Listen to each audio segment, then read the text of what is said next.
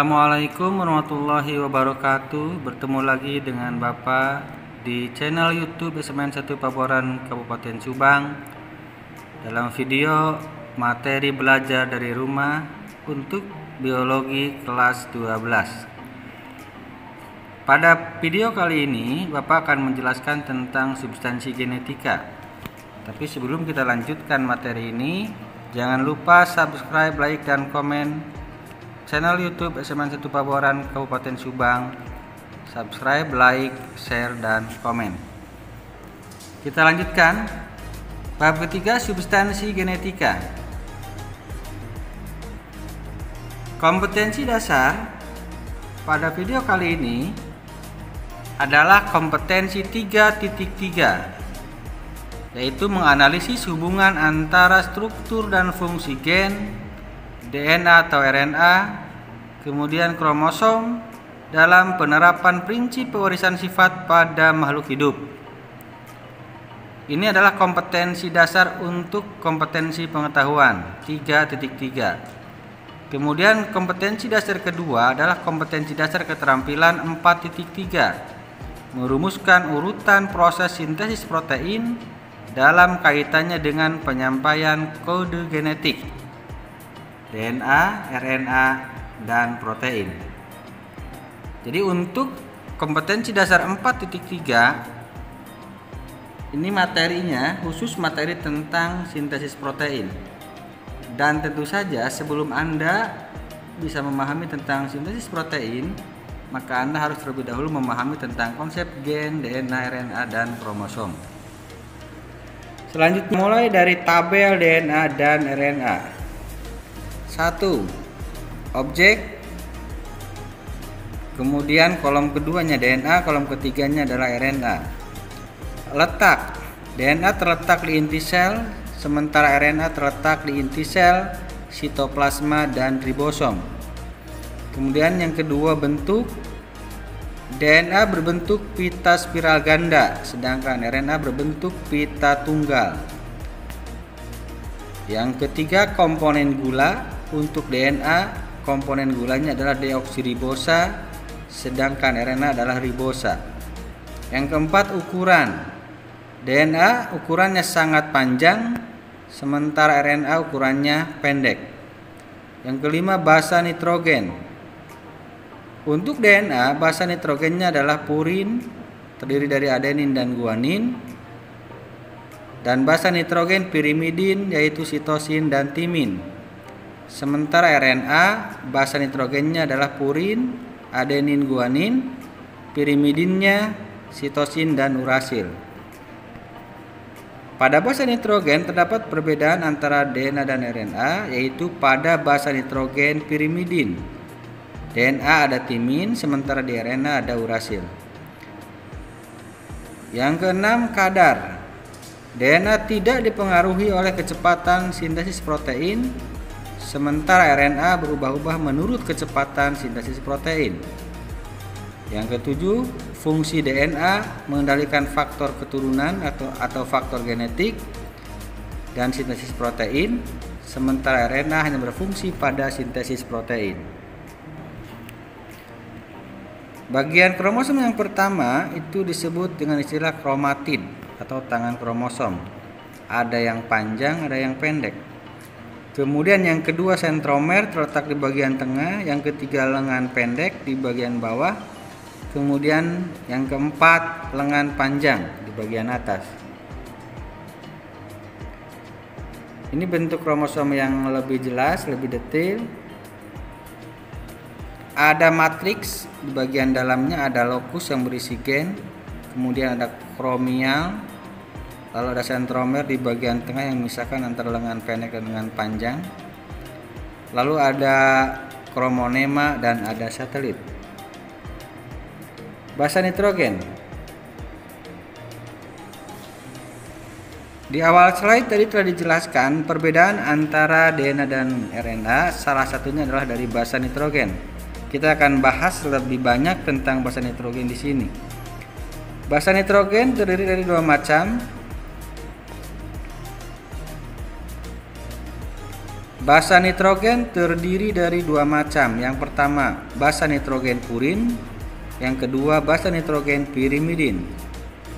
Basa nitrogen purin dibagi lagi menjadi dua, yaitu adenin, disingkat A. Ini terdapat pada DNA dan RNA.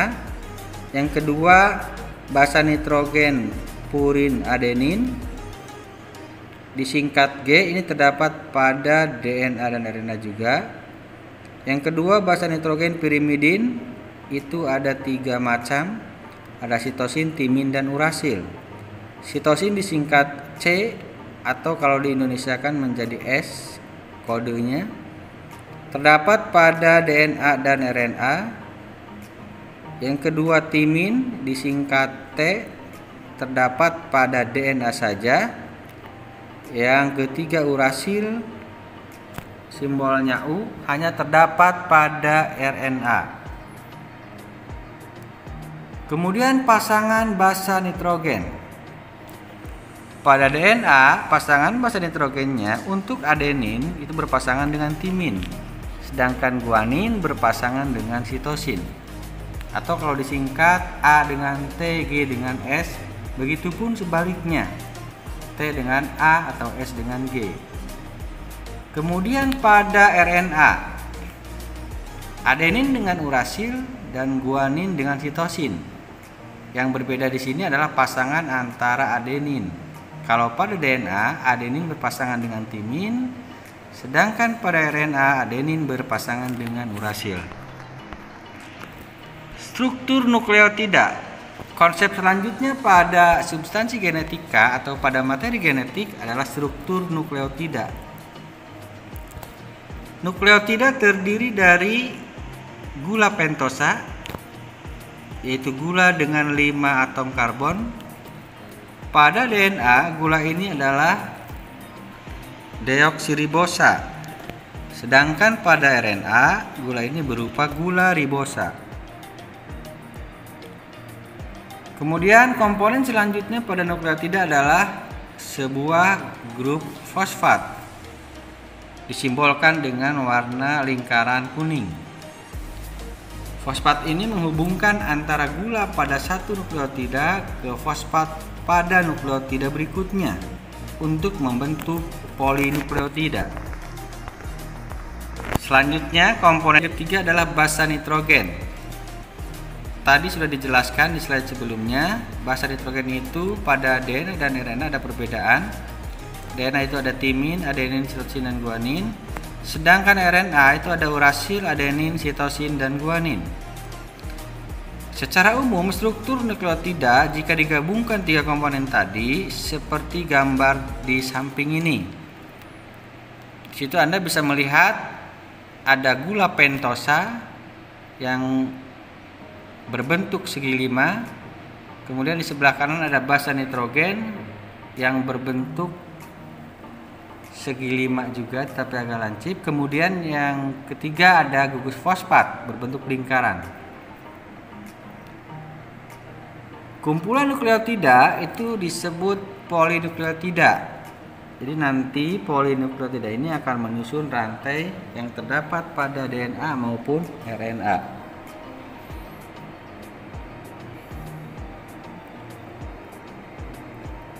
Konsep yang kedua adalah nukleosida. Kalau tadi yang pertama nukleotida, sekarang ada konsep nukleosida. Nukleosida ini hanya terdiri dari gula pentosa dan basa nitrogen. Atau dengan kata lain, dia tidak memiliki gugus fosfat. Basa nitrogennya sama, untuk DNA ada timin, adenin, sitosin, dan guanin. Sedangkan RNA-nya ada urasil, adenin, sitosin, dan guanin. Ini contoh perpasangan basa pada nukleotida.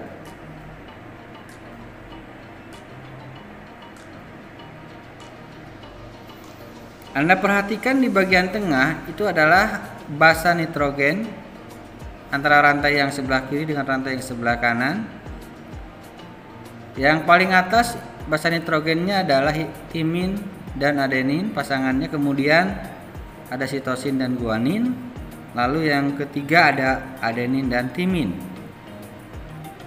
ini terdapat pada DNA karena timin berpasangan dengan adenin atau adenin berpasangan dengan timin. Kalau kita perhatikan gambar ini, maka kita dapat menyimpulkan di sini terdapat 3 pasang nukleotida. 3 pasang nukleotida atau ada 6 nukleotida. Selanjutnya ikatan hidrogen. Ikatan hidrogen adalah ikatan yang menghubungkan antara satu basa nitrogen dengan basa nitrogen yang lain. Misalnya, ketika timin berikatan dengan adenin, maka dia dihubungkan dengan ikatan hidrogen di bagian tengah.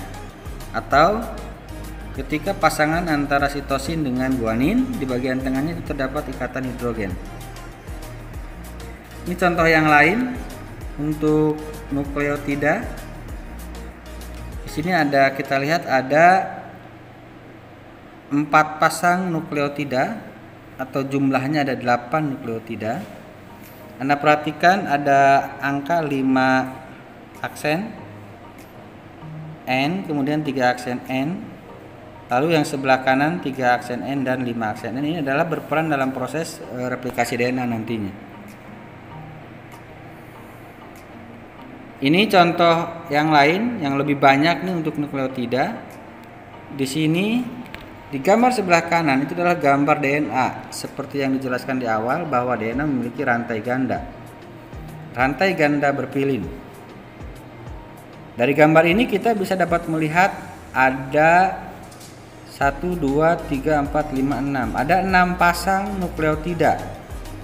Anda perhatikan juga pasangan basa nitrogennya di bagian tengah. Perbesar sedikit. Adenin berpasangan dengan timin, guanin dengan sitosin, timin dengan adenin, adenin dengan timin, sitosin dengan guanin, lalu ada guanin dengan sitosin yang paling bawah. Ini contoh gambar 3 dimensi, gambar 2 dimensi dari DNA. Kita lanjutkan dengan replikasi DNA.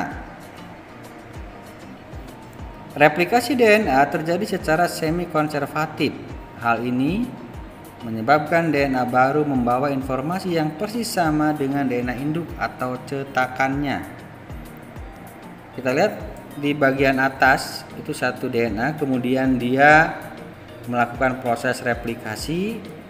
Ada yang berwarna merah, ada yang berwarna biru. Dan kemudian terjadi proses perpaduan antara DNA yang merah dan biru tadi.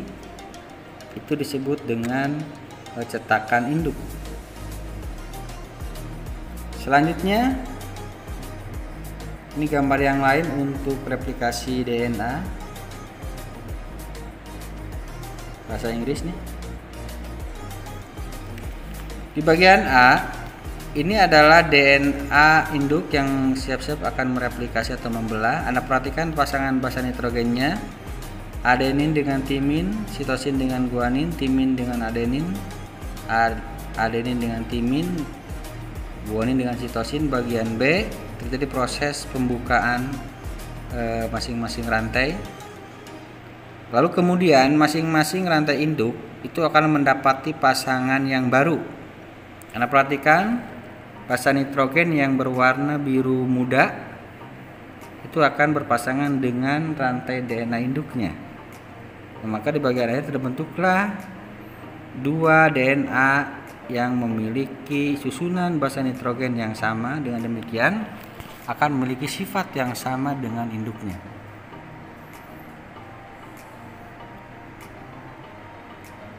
Replikasi DNA pada cetakan 3 aksen sampai 5 aksen terjadi seutas demi seutas dengan arah 5 aksen sampai 3 aksen. Replikasi berjalan meninggalkan replication fork. Utas-utas pendek tersebut dihubungkan oleh enzim ligase DNA. Terdapat utas DNA yang disintesis secara kontinu disebut utas utama atau leading strand. Sedangkan utas DNA baru yang disintesis pendek-pendek seutas demi seutas disebut utas lambat atau lagging strand. Selanjutnya, replikasi DNA melibatkan beberapa enzim. Yang pertama, polimerase DNA, yaitu enzim yang berfungsi mempolimerisasi nukleotida. Yang kedua, ligase DNA, yaitu enzim yang berperan menyambung DNA utas legging. Kemudian yang ketiga, primase DNA, enzim yang digunakan untuk memulai polimerisasi DNA pada legging strand. Yang keempat, helikase DNA, enzim yang berfungsi membuka jalinan DNA double helix. Yang kelima, single strand DNA binding protein, untuk menstabilkan DNA induk yang terbuka. Demikian yang dapat Bapak sampaikan pada video kali ini, yaitu tentang materi genetik. Kita tadi sudah membahas konsep tentang DNA, RNA, kromosom, dan gen. Pada video berikutnya nanti kita akan membahas khusus tentang sintesis protein yang masih berhubungan dengan kompetensi dasar 3.3 ini. Terima kasih atas segala perhatiannya. Sebelum diakhiri, jangan lupa subscribe, like, dan komen di channel YouTube Bersama Satu Pabuaran Kabupaten Subang. Terima kasih. Assalamualaikum warahmatullahi wabarakatuh.